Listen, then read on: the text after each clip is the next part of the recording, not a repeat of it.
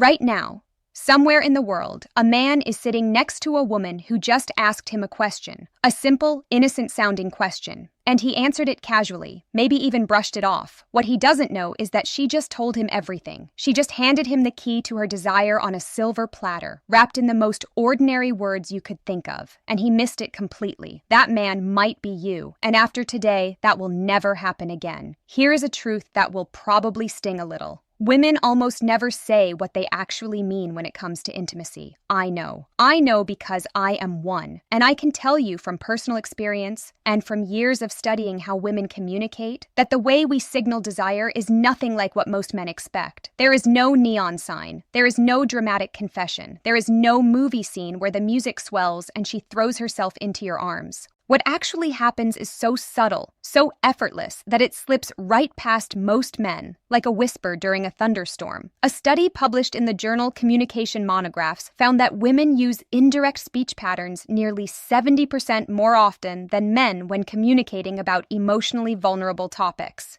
70%. That means when a woman wants something intimate, something personal, something that makes her feel exposed, she is almost certainly not going to say it directly. She is going to code it. She is going to dress it up in the most harmless-looking language possible.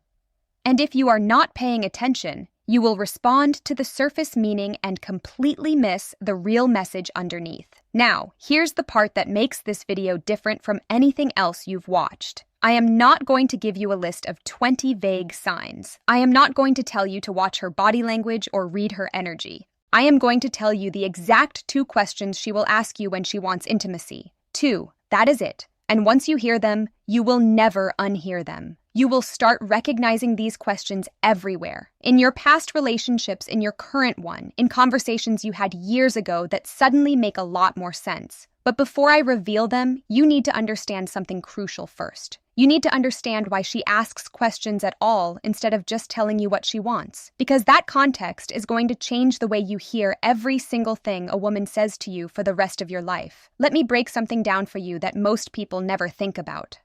From the time a girl is about 5 or 6 years old, she begins learning a very specific social rule.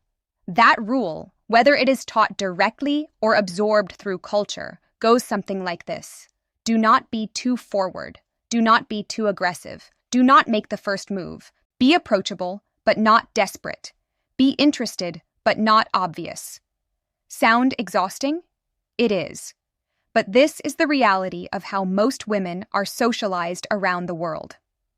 Dr. Deborah Tannen, a linguistics professor at Georgetown University, spent decades studying how men and women communicate differently. One of her most famous findings was that women tend to use what she calls rapport talk. That means women communicate to build connection, to test emotional safety, and to gauge how the other person feels before revealing how they feel. Men, on the other hand, tend to use rapport talk, which is more about exchanging facts and solving problems. So, when a woman asks you a question, she is usually not looking for a factual answer. She is looking for an emotional one. She is checking the temperature of the room. She is testing whether it is safe to go further. This is why so many men feel blindsided when a woman suddenly pulls away or loses interest. He thought everything was fine. She was smiling, she was laughing, she even asked him a couple of sweet questions. But from her perspective, she put herself out there, asked the 2 most vulnerable questions she could think of, and he treated them like small talk. He gave her a 1-word answer and went back to scrolling his phone. And in that moment, without saying another word, she closed the door. Now that you understand the framework, the operating system behind how she communicates, it is time to talk about the first question. And honestly, when I tell you what it is, your jaw might actually drop at how simple it sounds. The first question a woman will ask you when she wants intimacy is this: what are you thinking right now? I know what you are thinking. That is it. That is the big secret. She asks me what I am thinking. Yes. And the reason you are underwhelmed is the exact reason men keep missing it. Because it sounds like nothing. It sounds like idle curiosity. But let me explain what is actually happening inside her mind when she asks you this. When a woman asks what you are thinking, she is not making conversation. She is making an attempt to enter your inner world. She is asking for access. Think about that for a second. She is essentially saying, I want to know what is happening inside your head right now, in this very moment, because I want to feel closer to you than I currently do. That is not small talk. That is emotional pursuit. Dr. John Gottman, one of the most respected relationship researchers in modern psychology, calls these moments emotional bids. An emotional bid is any attempt one person makes to connect with another person. It could be a touch, a look, a comment, or yes, a question. Gottman's research at the University of Washington found that couples who recognized and responded to each other's emotional bids stayed together at a rate of 86%. Couples who missed or dismissed those bids, they broke up at a rate of 69%. 86 versus 69. That gap is not small. That gap is the difference between a relationship that lasts and one that quietly dies in a living room while both people wonder what went wrong. So, when she asks you, "What are you thinking right now?" she is making a bid. She is reaching for you, and how you respond determines everything that happens next. If you say nothing, or "I don't know," or something dismissive, she receives that as a rejection. Not a dramatic door-slamming rejection, a quiet one, the kind that builds up over time like sediment until one day the river does not flow anymore. But here is the part that connects directly to intimacy. For most women, emotional closeness is the prerequisite for physical closeness. This is not a stereotype. This is neuroscience. Research published in the Archives of Sexual Behavior found that women's sexual desire is significantly more responsive to emotional context than men's, meaning a woman's body does not just respond to physical attraction. It responds to emotional safety, to feeling seen, to feeling valued, to feeling like her inner world matters to the person she is with. And when she asks what you are thinking, she is checking all of those boxes at once. She is saying, "Do you trust me enough to be vulnerable? Are you present with me right now? Do you see this moment the way I see it?" And if your answer tells her yes, something shifts. Not visibly, not dramatically, but internally, a wall comes down. A door opens. She moves one giant step closer to wanting you, not just emotionally, but physically. So, the next time a woman looks at you and asks, "What are you thinking right now?" do not shrug. Do not dodge. Do not make a joke to deflect. Look at her. Be honest. Even if what you were thinking about is silly or random, because what she is really asking is not about the content of your thoughts. She is asking if you will let her in. But this is only the first half of the puzzle, because even after she asks this question and you respond, well, she has one more question she needs to ask before she fully opens up. And this second question, this one, is even sneakier than the first, because it does not sound romantic. It does not sound emotional. It sounds like the most casual throwaway line in the history of human conversation, and that is exactly why almost every man on earth gets it wrong. The second question she will ask you when she wants intimacy is this: "Are you tired?" Go ahead, laugh, roll your eyes, think it is too simple. But I promise you, by the time I finish explaining this, you are going to replay at least 3 memories in your head where a woman asked you this exact question and you completely blew it. "Are you tired?" is one of the most brilliantly disguised questions in all of human communication. On the surface, it sounds like concern. It sounds like she is being thoughtful, checking in on you, making sure you are okay. And sure, sometimes that is all it is. But in certain moments, in certain context, especially late at night, after a date, after a long conversation, after a moment of closeness, this question is not about sleep. It is about permission. What she is really asking is, "Are you available? Do you have energy for me tonight? Are you going to roll over and go to sleep? Or is something else going to happen?" And she phrases it this way for a reason. She phrases it as a yes or no question about fatigue because it gives her plausible deniability. If you say, "Yeah, I am exhausted," she can nod and say, "Okay, good night."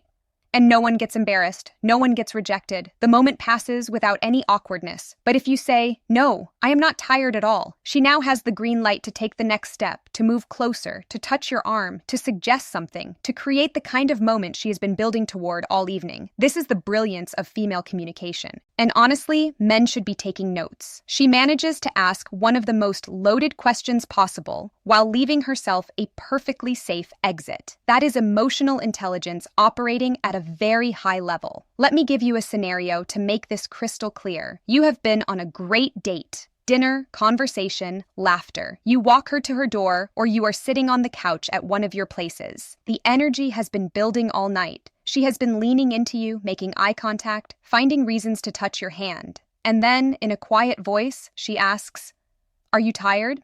If you say, "Yeah, kind of," she will smile and say, "Okay, well, I had a great night." And she will mean it, but she will also be disappointed in a way she will never tell you about because she gave you the signal. She opened the window and you closed it without even knowing it was open. Now, compare that to this response. She asks, "Are you tired?" And you look at her with a slight smile and say, "Not even a little." Something changes in her eyes.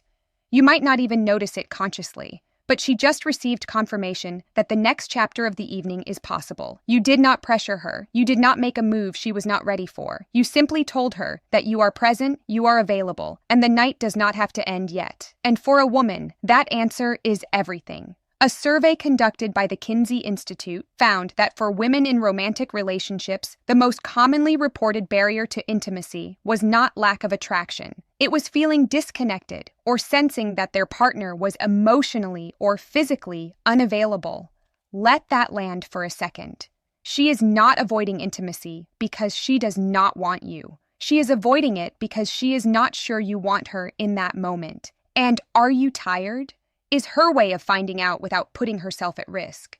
This is also why the timing of this question matters so much. She will almost never ask it in the middle of the afternoon while you are doing dishes. She asks it at night. She asks it when the two of you are alone. She asks it during a moment that already feels charged. If you start paying attention to when she drops this question, you will begin to see the pattern. It always comes right before a window of opportunity, right before the moment where the night could go one of two ways. Now here is the part that makes this knowledge truly urgent. When a woman asks both of these questions and you miss them, something happens that is very difficult to reverse. She does not get angry. She does not argue. She does not give you a lecture about emotional availability. She simply files that information away. She categorizes you. And the category she puts you in is not cruel or unfair. It is protective. She labels you as someone who is not tuned into her, someone who is not paying attention.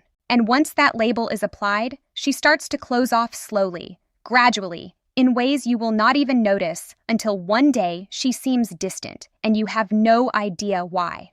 Dr. Sue Johnson, the creator of emotionally focused therapy, has written extensively about this pattern. She calls it the protest-withdraw cycle. One partner reaches out emotionally, the other partner does not respond. And over time, the reaching partner stops reaching. Not because they stopped caring, because they got tired of being missed. And for women, these two questions, what are you thinking, and are you tired, are often the last emotional bids they make before they begin to withdraw.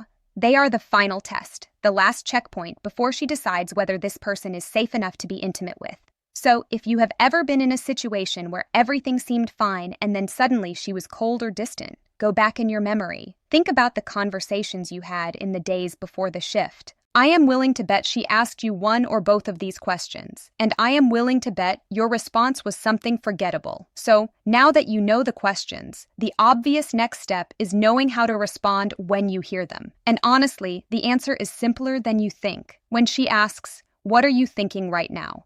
give her something real. It does not have to be profound. It does not have to be poetic. You could say, "I was just thinking about how good this feels sitting here with you." Or honestly, "I was thinking about something random, but now I am thinking about you." What matters is not the content. What matters is that you showed up. You gave her something instead of nothing. You opened the door she was knocking on. When she asks, "Are you tired?" and you sense that the moment is right, say no. Say it with warmth. Say it like you mean it. You do not need a smooth line. You do not need a movie-quality response. You just need to communicate one thing. I am here. I am present. And I am not going anywhere tonight unless you want me to. That is it. That is the whole formula. Be present when she asks the first question. Be available when she asks the second. Those two responses given at the right moments will do more for your connection with her than any grand romantic gesture ever could. Here's something I want to leave you with. Women are not mysterious. We are not impossible to read. We are not playing games or speaking in riddles for fun. We communicate the way we do because we have been taught that vulnerability is risky and rejection is painful. And the safest way to reach for someone is to do it with words that do not cost too much if they are not returned. These two questions, what are you thinking right now, and are you tired, are not random. They are calculated. They are intentional. They are the result of a woman deciding that she trusts you enough to let you in. but she needs to know if you are ready before she takes that final step. And now that you know this, you have a responsibility not to manipulate, not to game the system, but to pay attention, to listen with more than your ears, to hear what she is really saying underneath the words she chooses. Because when a woman asks you these questions and you respond with presence, with warmth, with genuine attention, you are not just answering a question. You are telling her that she is safe. And for a woman, safety is the foundation of everything. Now, if what you just learned shifted something in the way you think about female communication, do me a favor. Do not just click away. Leave a comment below with the word signal. Just that one word. I want to see how many of you actually made it to this point and absorbed what was shared here today. Because the people who comment are the ones who internalize information. And internalizing this is the difference between knowing it and living it. And one more thing before you go. You now know the 2 questions she asks when she wants intimacy. But questions are only one part of the equation. The other part, her body. Specifically, there are 3 places on her body that if she allows you to touch, are a dead giveaway that she wants you. Not maybe, not kind of, she wants you. And most men have no clue what those 3 places are, which means they are constantly second-guessing themselves when the answer is literally right in front of them. I made an entire video breaking this down called If She Lets You Touch These 3 Places, She Wants You. It is on your screen right now. Click it, because if you pair what you just learned today with what that video teaches you, you will never misread a woman's signals again. Go watch it now. Seriously, right.